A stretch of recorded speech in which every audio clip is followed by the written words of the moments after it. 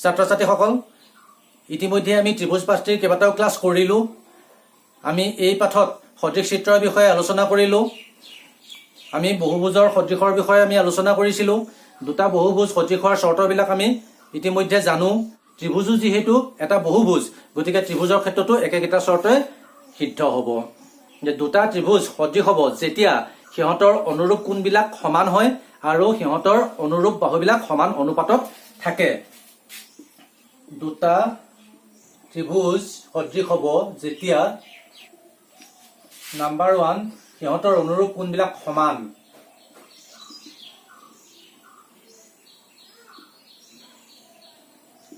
আৰু নাম্বাৰ 2 সিহঁতৰ অনুৰূপ বাহুবিলাক সমান অনুপাতত থাকে।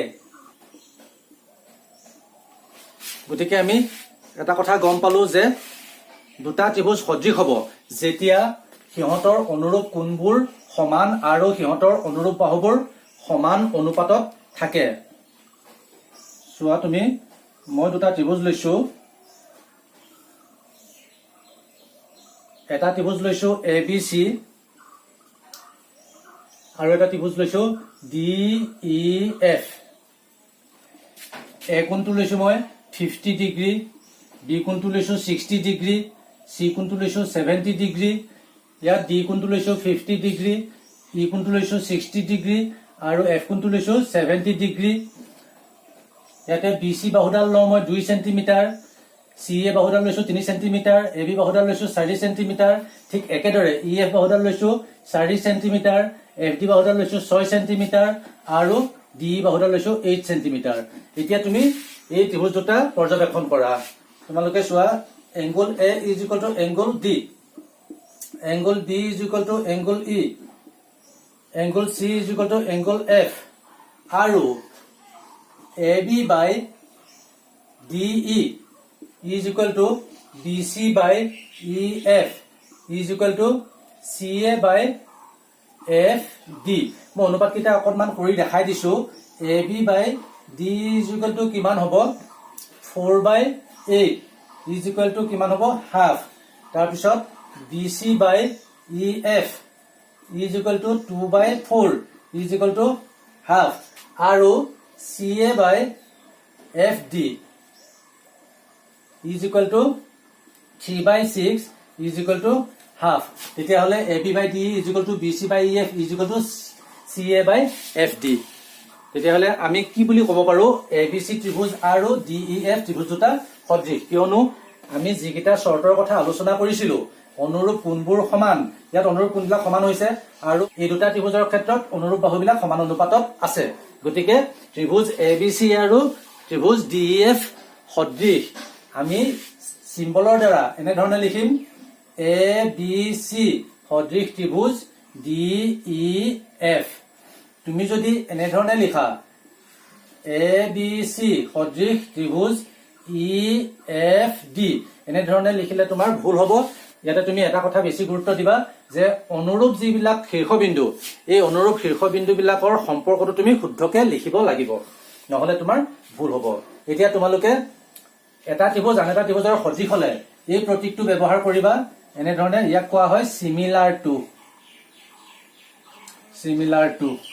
গতিকে ABC ত্ৰিভুজ আৰু DEF ত্ৰিভুজ যদি সদৃশ হয় তেতিয়াহ'লে আমি চিম্বলটো দিওঁ এনেকৈ। তোমালোকৰ আগত হয়তো এটা কথা মনত আছে, নৱম শ্ৰেণীত তোমালোকে পাইছিলা সৰ্বসমৰ বাবে আমি এই চিম্বলটো ব্যৱহাৰ কৰিছিলো আৰু সদৃশৰ বাবে আমি এইটো চিম্বল ব্যৱহাৰ কৰিম। এতিয়া আমি এই দুটা ত্ৰিভুজ সদৃশ বুলি ক'বলৈ যাওঁতে আমি অনুৰূপ অংশবিলাকৰ কিমানটা জোৰ আমি চাব লগা হৈছে, 6টা জোৰ চাব লগা হৈছে। ইয়াতে তোমালোকে চোৱা, এয়া এজোৰ, দুজোৰ, তিনিজোৰ, এই তিনিজোৰ সম্পৰ্ক, এয়া এজোৰ, দুজোৰ, তিনিজোৰ সম্পৰ্ক। গতিকে এই 6জোৰ সম্পৰ্ক আমি চাইহে আমি ক'ব পাৰিছো যে ত্ৰিভুজ দুটা সদৃশ। আমি এই 6জোৰ অনুৰূপ অংশৰ সম্পৰ্ক নলৈ আমি কম সংখ্যক অনুৰূপ অংশৰ সম্পৰ্কৰ দ্বাৰা আমি ত্ৰিভুজ দুটা সদৃশ বুলি ক'ব পাৰো নেকি, আমি সেইটো আমি চাওঁ। আমি এটা উপপাদ্য পাওঁ, সেই উপপাদ্যটো হ'ল এটা ত্ৰিভুজৰ কোণ তিনিটা যদি আন এটা ত্ৰিভুজৰ কোণ তিনিটাৰ সমান হয় তেতিয়াহ'লে সেই ত্ৰিভুজ দুটাৰ বাহুবিলাক সমান অনুপাতত থাকে। এতিয়া তোমালোকে উপপাদ্যটো চোৱা,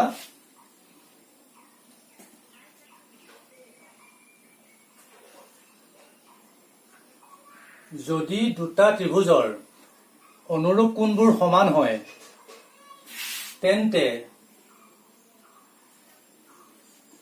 সিহঁতৰ বাহুবোৰো সমান অনুপাতত থাকিব। যদি দুটা ত্ৰিভুজৰ অনুৰূপ কোণবোৰ সমান হয় তেন্তে সিহঁতৰ অনুৰূপ বাহুবোৰ সমান অনুপাতত থাকে। এতিয়া মই এই উপপাদ্যটো প্ৰমাণ কৰিবলৈ মই দুটা ত্ৰিভুজ লওঁ। এটা ত্ৰিভুজ ললো এ বি চি আৰু এটা ত্ৰিভুজ লৈছো মই ডি ই এফ। এই দুটা ত্ৰিভুজ লৈছো। ইয়াতে মই এই ত্ৰিভুজ দুটা এনেধৰণে লৈছো যাতে এ কোণ আৰু ডি কোণ সমান হয়, বি কোণ আৰু ই কোণ সমান হয় আৰু চি কোণ আৰু এফ কোণ সমান হয়। তাৰমানে তোমালোকে এটা কথা মনত ৰাখা, এ বি চি ত্ৰিভুজ আৰু ডি ই এফ ত্ৰিভুজ দুটা সমান কোণী। এতিয়া প্ৰমাণ কৰিব লাগে কি,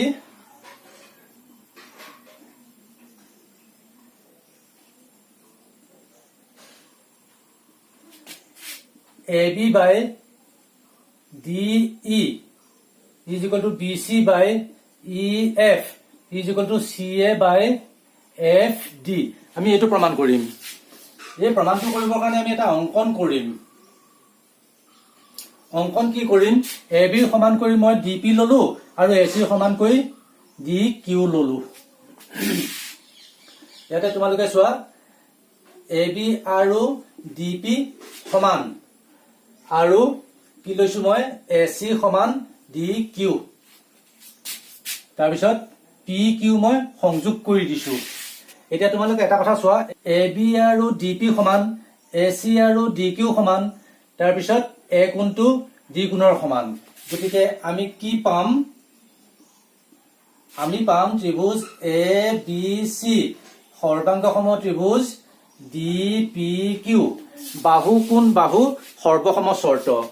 এডাল বাহু এডাল বাহুৰ সমান, এডাল বাহু এডাল বাহুৰ সমান আৰু এই বাহু দুডালৰ মধ্যৱৰ্তী কোণ এ কোণ এই ডি কোণৰ সমান। গতিকে এইটো ত্ৰিভুজ আৰু এইটো ত্ৰিভুজ সৰ্বসম। এইটো ত্ৰিভুজ আৰু এইটো ত্ৰিভুজ সৰ্বসম হলে বি কোণটো পি কোণৰ সমান হব, হয়নে? গতিকে আমি কি পাম, বি কোণ আৰু পি কোণ সমান সমান পালো। আৰু আমি এটা কথা জানো যে বি কোণ আৰু ই কোণ সমান সমান। আমি জানো বি কোণ আৰু ই কোণ সমান সমান। তেতিয়াহলে আমি কি গম পাওঁ, ইয়াৰ পৰা বি কোণ আৰু পি কোণ সমান, বি কোণ আৰু ই কোণ সমান। আমি এটা কথা গম পালো যে পি কোণ আৰু ই কোণ সমান সমান। এতিয়া এই পি কোণ আৰু ই কোণ সমান সমান হল। আৰু পি কোণ আৰু ই কোণ যদি সমান সমান হয় তেতিয়াহলে কি হব, পি কিউ আৰু ই এফ সমান্তৰাল হব। তাৰমানে আমি কি গম পালো, পি কিউ আৰু ই এফ এই বাহু দুডাল সমান্তৰাল। কাৰণ পি কিউ আৰু ই এফক ডি ই এ কাটিছে আৰু এই কোণটো আৰু এই কোণটো অনুৰূপ কোণ। গতিকে পি কিউ আৰু ই এফ আমি কি পালো, সমান্তৰাল পালো। পি কিউ সমান্তৰাল ই এফ। এতিয়া পি কিউ আৰু ই এফ যদি সমান্তৰাল হয় তেতিয়াহলে মৌলিক সমানুপাতিকতাৰ উপপাদ্য মতে D P by P E is equal to D Q by Q F. গতিকে আমি কি পাম, D P by P E is equal to D Q by Q F. তোমালোকে মৌলিক সমানুপাতিকতাৰ উপপাদ্যটো যেতিয়া শিকিছিলা তেতিয়া তোমালোকে আৰু এটা ফলাফল পাইছিলা। কেনেকুৱা পাইছিলো, D P by D E is equal to D Q by D F. আমি এই ফলাফলটো পাইছিলো। গতিকে আমি এই ফলাফলটো ইয়াত বিবেচনা কৰিম। D P by D E is equal to D Q by D F. এতিয়া তোমালোকে চোৱা ডি পি ডাল কাৰ সমান, এ বিৰ সমান। গতিকে ইয়াকে মই এনেধৰণে লিখিব পাৰো, A B by D E is equal to D Q ডাল কাৰ সমান, এ চিৰ সমান। গতিকে ডি কিউৰ পৰিৱৰ্তে মই এ চি বুলি লিখিলো, এ চি বাই ডি এফ। গতিকে আমি ইয়াৰ পৰা এইটো পালো। আমি একেদৰে প্ৰমাণ কৰি দেখাব পাৰো যে A B by D E is equal to B C by E F. তেতিয়াহলে A B by D is equal to A C by D F, A B by D is equal to B C by E F. গতিকে এই দুইটা লগ লগাই আমি এনেধৰণে লিখিব পাৰো যে A B by D E is equal to B C by E F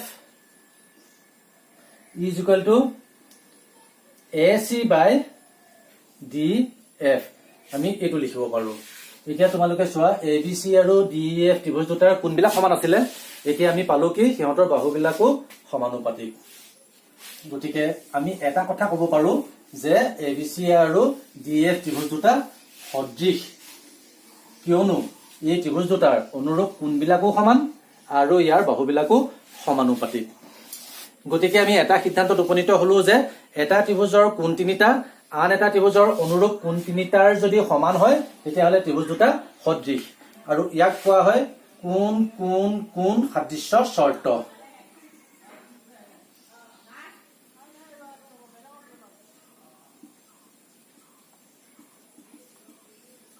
ছাত্ৰ-ছাত্ৰীসকল আমি এনে ধৰণৰ শৰ্ত আমি আৰু পাম আমি সেইবিলাক পৰৱৰ্তী ক্লাছত আলোচনা কৰিম আজিৰ পাঠদান আমি ইমানতে সামৰণি মাৰিব ওলাইছো ধন্যবাদ